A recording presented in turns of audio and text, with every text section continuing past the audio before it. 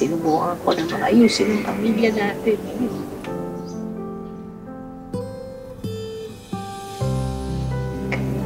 Ginawa ko lahat. Pero umpis pa rin sila.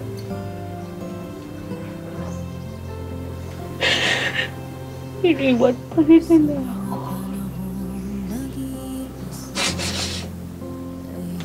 Ngayon mag-isa na ulit ako.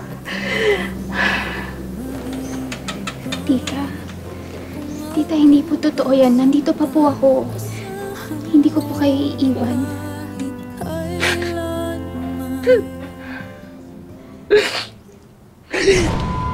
Tita Norma? Tita Norma! Tulong! Tulong! Tita Norma! Tulong! It's turok time for second dose.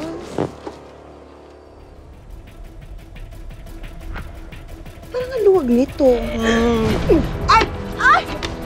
Ay! Wait! Come here! Hayop ka!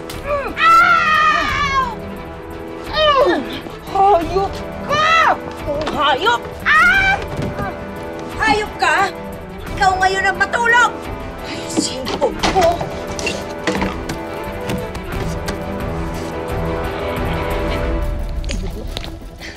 Snatcher!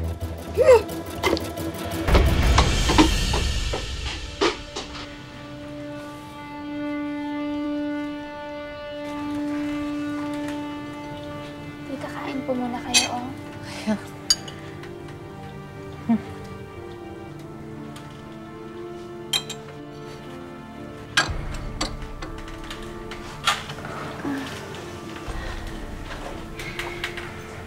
Tito, sigurado po ba kayo na ayaw niyo po magpa-check sa ospital? Di na kailangan. Alam ko naman kung anong sakit ko eh.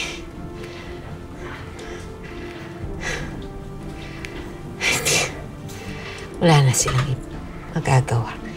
May taning na ang buhay ko. Ang mga anak ko, tinawagan pa sila ulit.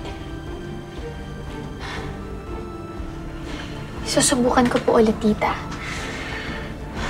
Pero, ano po kasi, mukhang galit pa rin po ata sila sa inyo. Hindi naman po sa nanghihimasok po ako, tita. Pero, sa sandaling panahon na nandito ako, nakita ko po talaga yung effort na ginawa niyo sa mga anak niyo. Pero, mahirap po kasi talagang mahalin yung mga taong hindi na kayo mahal. Sa tingin ko po kasi, parang wala na po kayong halaga sa kanila.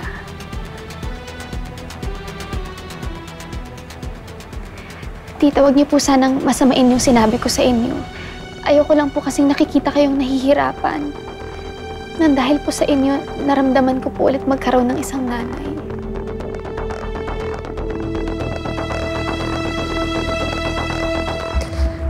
Salamat, Yvette. Salamat, anak.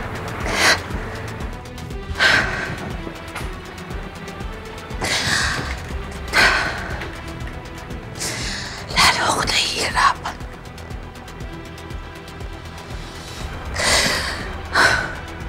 Pakitawagan mo nga si Atty. Sabihin mo kailangan ko siyang makausap.